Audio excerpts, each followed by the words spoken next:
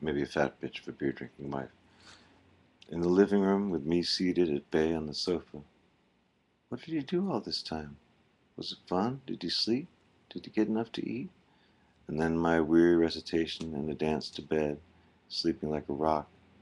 Sometimes I made her horribly sad, passing out while I was talking about how much sleep I'd gotten the night before.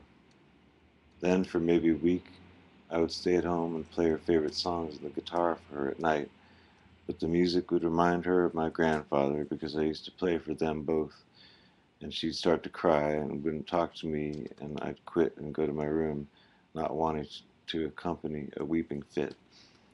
All it took was a few days, and I was itching to get out for several nights at the very least.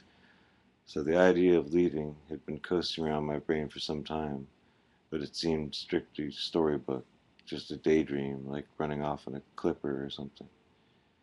In those late evenings, I used to wander around looking shrewdly for some big excitement, but always wound up at the Hut, which was a small drive-in restaurant facing the bay, right near where one of the bridges came across from Palm Beach. It was one of these gathering places where every kid with a car for miles around would come looking for something. Where's the party? Where's the beer?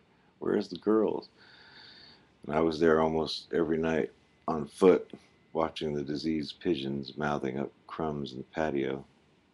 Now and then I'd talk to some giggly girls for a while and marvel at how absent human beings get and still be there.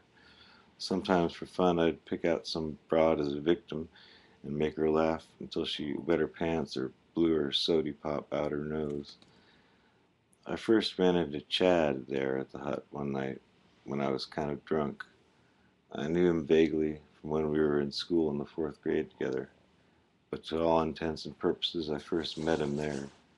His whole attitude was full of fear. I could see that right off, and I always respect scared people who know what they're up against. We started hanging out right then, and it turned out that he was playing some sort of ultimate ping pong, too. All he could see ahead was himself wandering around the country, visiting friends of his and getting drunk, and the idea scared him pretty bad. So we used to sit around philosophizing, and we turned on together a lot. One day he tried the paregoric I was shooting at the time, and then that was the first thing he wanted to do every day was go buy some PG. One interesting thing he was always doing was hitchhiking back and forth to New York City.